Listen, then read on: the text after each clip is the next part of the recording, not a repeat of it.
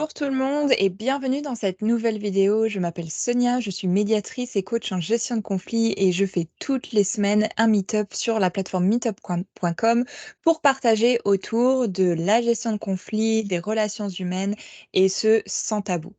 Je vous invite vraiment à vous abonner à la chaîne pour ne plus rien manquer et pouvoir visualiser tous les meet-ups en replay. Alors, aujourd'hui, on va parler de pervers narcissiques, un sujet qui a été vu en long et en large et revu un peu partout depuis quelque temps.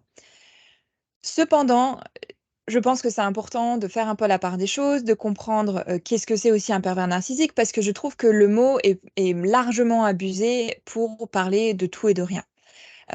Donc évidemment, on va comprendre déjà de quoi il s'agit et puis, on va essayer de creuser un peu le sujet aujourd'hui. En qui est-ce qu'on peut croire aujourd'hui? En qui on peut avoir confiance? Ça, ça s'apprend quand on apprend à gérer, un peu repérer les signes conflictuels qui sont caractéristiques du pervers narcissique.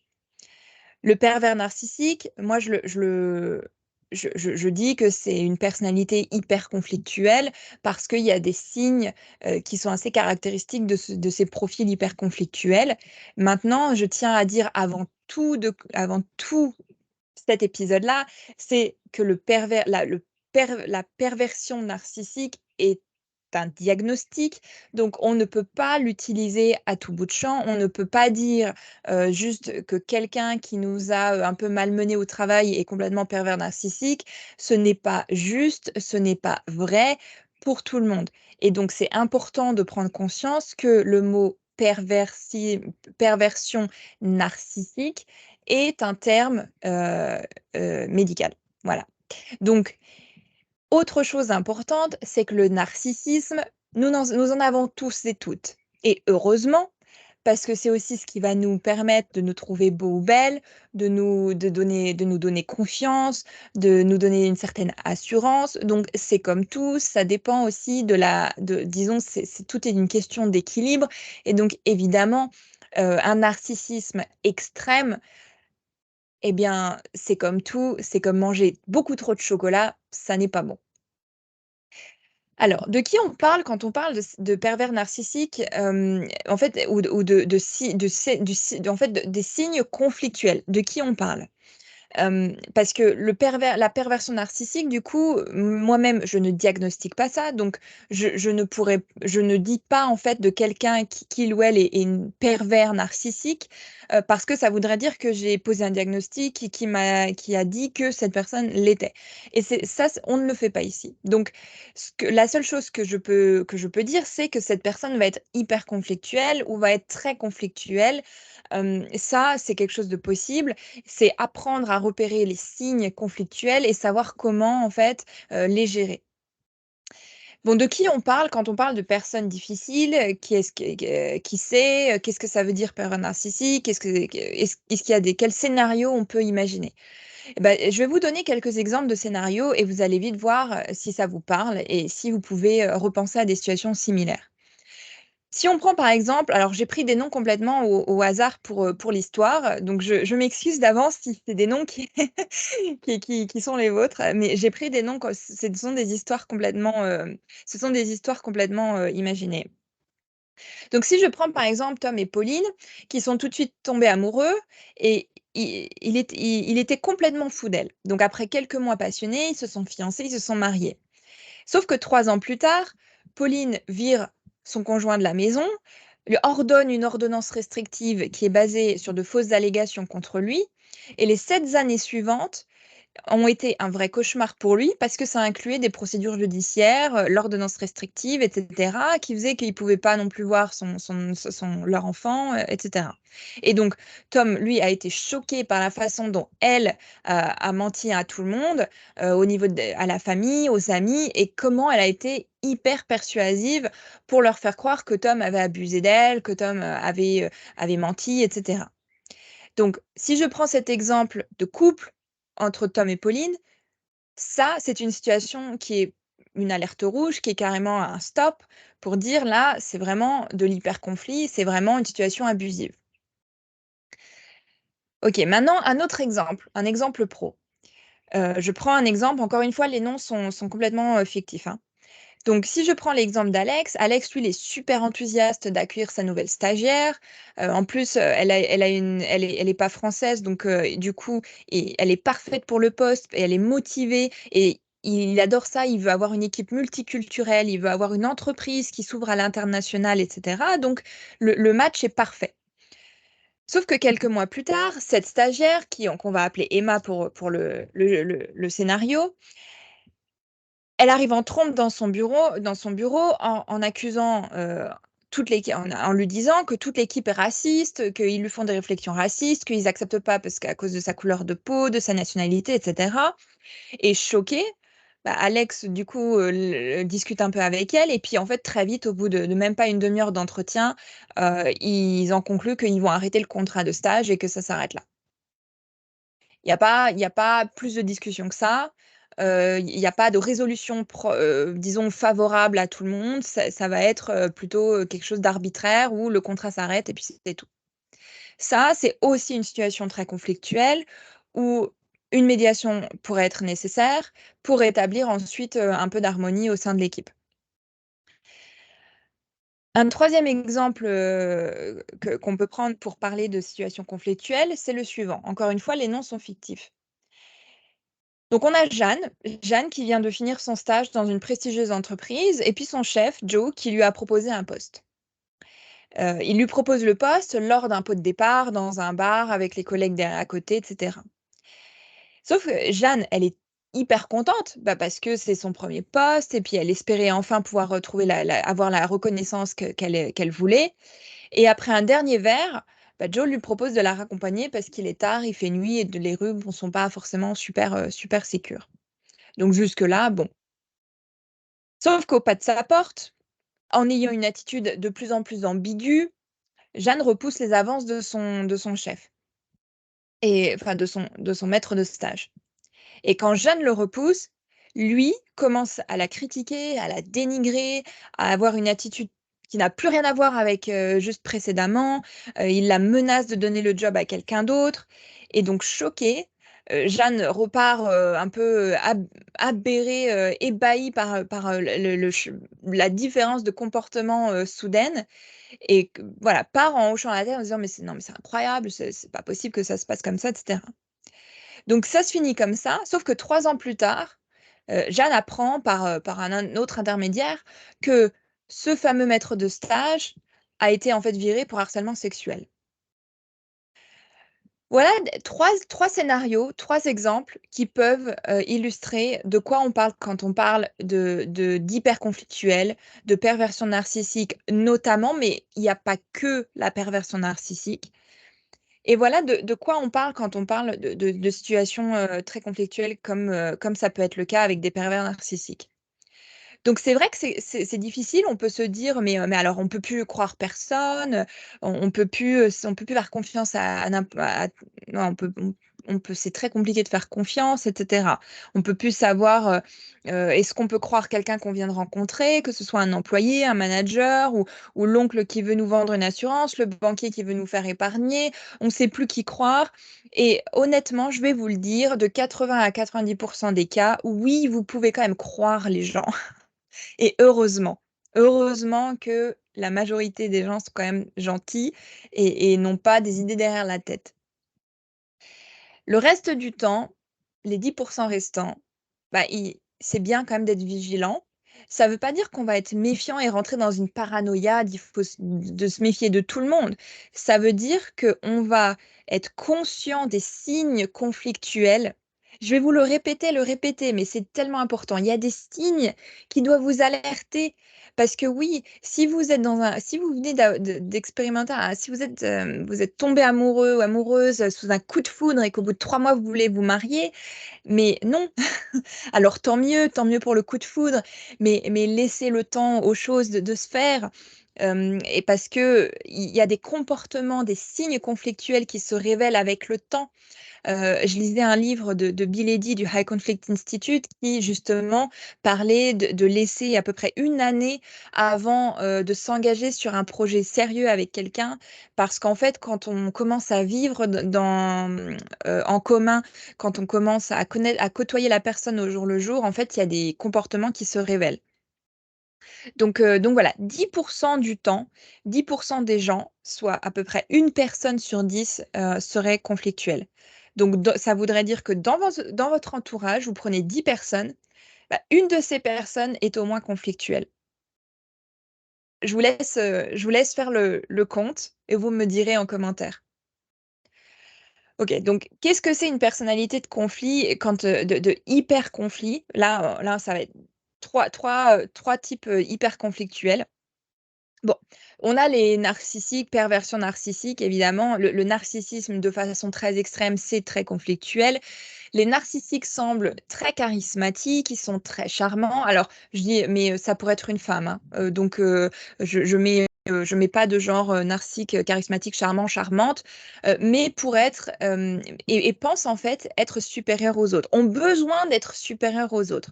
Donc, on peut avoir des humiliations, des insultes, un manque d'empathie totale pour leur cible entre guillemets, mais pourtant, ils demandent constamment de l'attention et du respect. Ça, c'est le narcissisme conflictuel. Encore une fois, narcissique, c'est un trait qu'on a toutes et tous, dans une certaine mesure, pour avoir un certain charisme, etc. Donc là, je parle des excès et des comportements conflictuels. Le borderline, c'est c'est défini comme des personnes qui sont toujours amicales, en premier, et soudainement shift vers des colères extrêmes, par exemple, des comportements extrêmes. Donc passer de tout d'un coup, en fait, d'un extrême à l'autre. Et puis évidemment, entre autres, on a bah, tout ce qui est sociopathie, paranoïa, histrionique. Donc l'histrionique, c'est un mot qui vient définir une personnalité qui est dramatique et excitée, qui peuvent raconter des histoires extrêmes, souvent fausses, et qui sont émotionnellement très drainantes. Donc maintenant, le gros bémol que je mets à tout ça, là, je vous parle de termes médicaux et je ne suis pas formée pour diagnostiquer quoi que ce soit. Ce que je vous dis ici, c'est des recherches que j'ai faites, c'est des lectures que j'ai faites en me formant en fait à la gestion d'hyperconflits. Et donc, c'est hyper important qu'aujourd'hui, vous ayez vraiment en tête que ce sont des diagnostics à faire, des diagnostics médicaux, et que pas tout le monde peut faire ce genre de diagnostic, que ça demande être formé sur les troubles de la personnalité. Donc, vigilance, s'il vous plaît, à l'utilisation de ces mots et à l'utilisation du mot pervers narcissique. Il ne suffit pas que vous ayez un problème avec votre chef pour dire que c'est un ou une pervers narcissique. Ça demande beaucoup plus quand même de subtilité que ça. Autre bémol hyper important, c'est que pas tout le monde qui a un trouble de la personnalité est conflictuel. Et heureusement que ce n'est pas le cas, parce qu'il y a tout à fait des personnes qui ont été diagnostiquées schizophrènes ou qui ont été diagnostiquées paranoïaques ou borderline, mais qui ne sont pas du tout conflictuels, qui vivent comme vous, moi, qui ont bah, un souci, disons, psychologique, mais comme pourrait l'être la dépression, mais c'est pas quelque chose qui va se voir marqué sur leur front et qui va créer énormément de conflits. Donc, il ne faut pas associer trouble de la personnalité à gros problèmes. Du moins, enfin, pas gros problèmes en société. C'est pas vrai, des personnes tout à fait et je pense que si vous êtes un peu sur les réseaux, vous pouvez de temps en temps voir ça aussi, c'est que des personnes qui commencent à libérer la parole et à être moins dans cette honte et je trouve ça super aussi d'oser, parler de ce qui se passe. Ces personnes-là qui parlent en fait, bah, qu'est-ce que c'est au quotidien, d'être schizophrène? Qu'est-ce que c'est au quotidien d'être borderline? Et ces personnes-là ne sont pas pour autant conflictuelles. Donc ça, c'est hyper important, pour moi de le dire parce que on peut vite stigmatiser, les troubles de la personnalité, pardon, comme quelque chose de hyper dangereux, hyper conflictuel, attention, gros warning partout et c'est pas vrai. C'est pas vrai.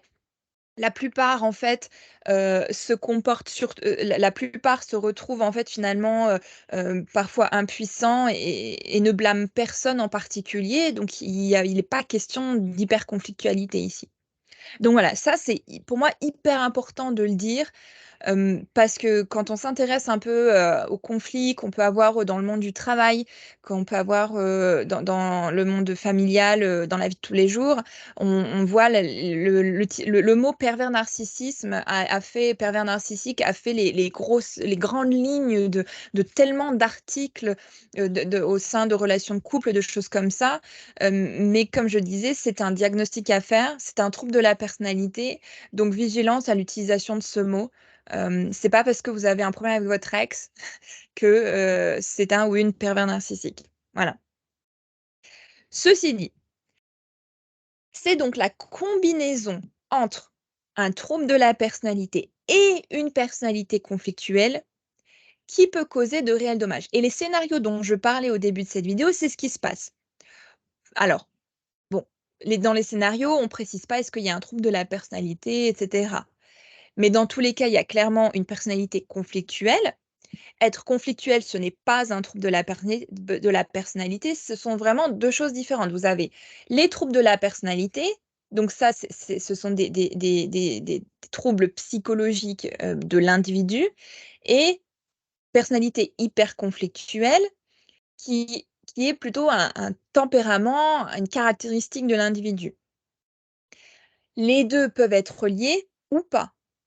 Il n'y a pas de corrélation directe entre les 2. On peut très bien être hyper conflictuel sans avoir de trouble de la personnalité. On peut très bien avoir un trouble de la personnalité sans être hyper conflictuel. Mais moi, ce qui m'intéresse aujourd'hui, c'est les 2 en même temps. Trouble de la personnalité et hyper conflictuel.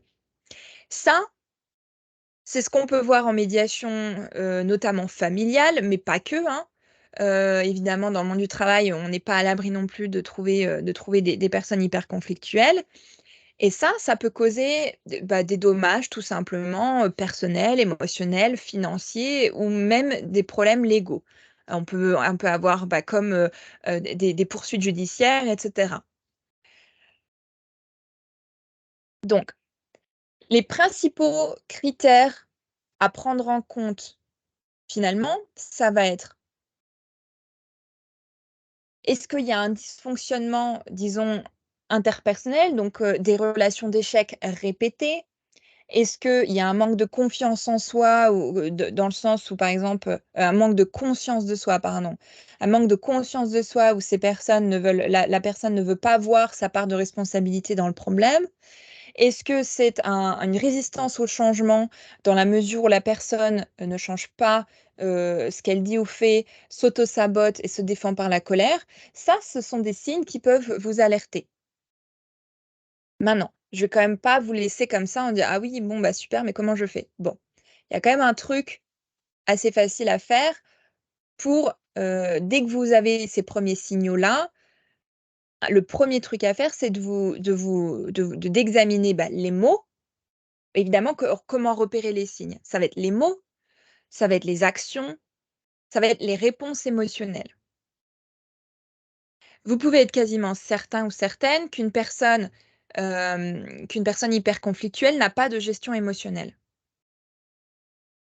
Donc d'où l'intérêt de ne pas, côtoyer la personne, juste par-ci par-là et puis après dire: «C'est bon, on se marie», mais de la côtoyer vraiment au jour le jour, sur une période un peu plus longue pour laisser le temps à différentes situations de faire émerger, différentes émotions et voir comment cette personne-là se gère en fait, en situation de stress ou de voilà.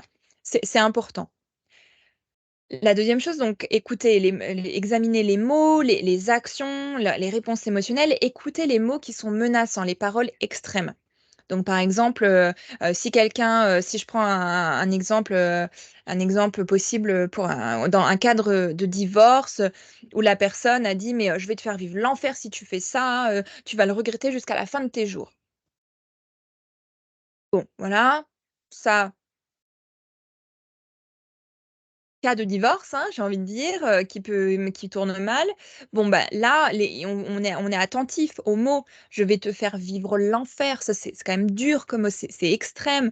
«Tu vas le regretter jusqu'à la fin de tes jours», ça c'est extrême aussi. Donc il y a des caractéristiques qui doivent vous mettre la puce à l'oreille et c'est vraiment être attentif aux mots, aux émotions et aux actions. Tout ce qui va être les tout ou rien, une attitude tout ou rien, des extrêmes opposés, des émotions incontrôlées, et intenses, des menaces extrêmes ou un blâme incessant, tout ça, c'est de l'hyperconflit. Donc ce qu'on peut faire, c'est checker ses propres émotions, prévoir pour prévoir les réactions intenses.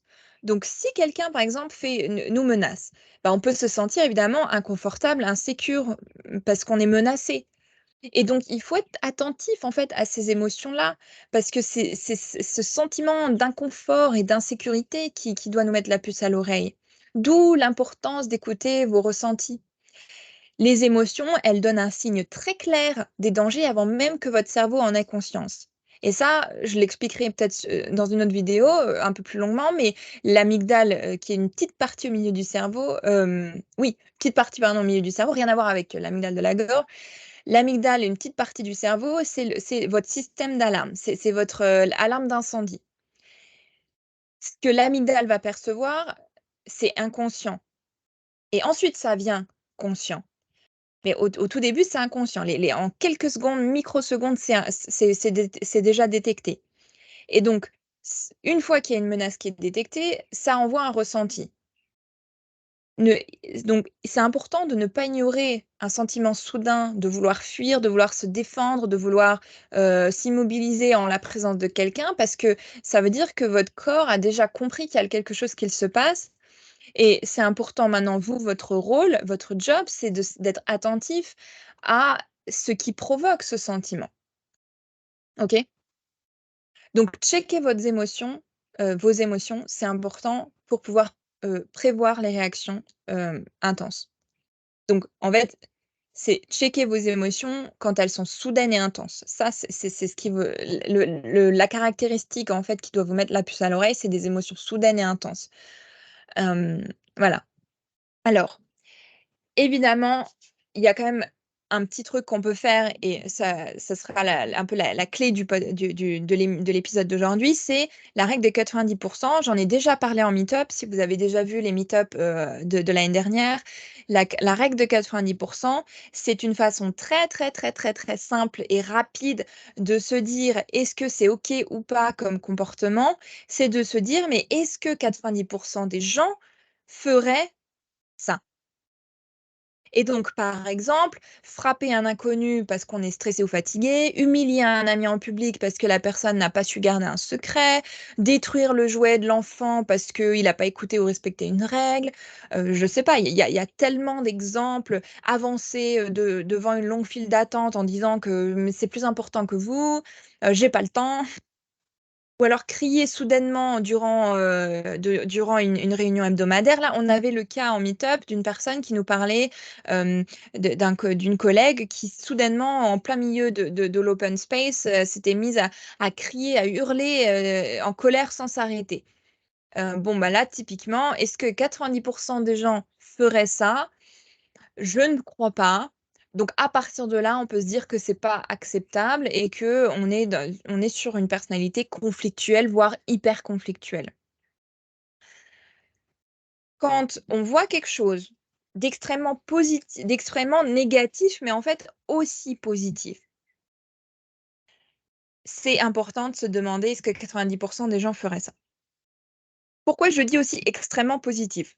Parce que si vous vous rappelez la définition du narcissisme, où les personnes sont très charismatiques, sont très ouvertes, mais ça vient après et ben, en fait, d'avoir quelque chose d'extrêmement soudainement positif, donc une personne qui va se comporter comme si on était amis depuis 10 ans alors qu'on vient de se rencontrer,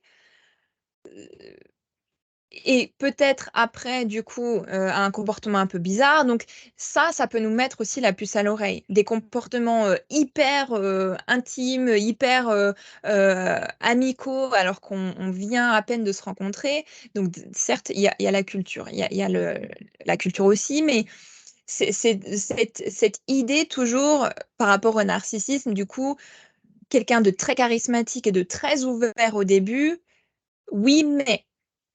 Et donc dans ces situations-là, c'est de se demander, bon, est-ce que la majorité des gens feraient ça? Oui ou non? Sinon, il y a des chances que ce soit conflictuel, hyper conflictuel.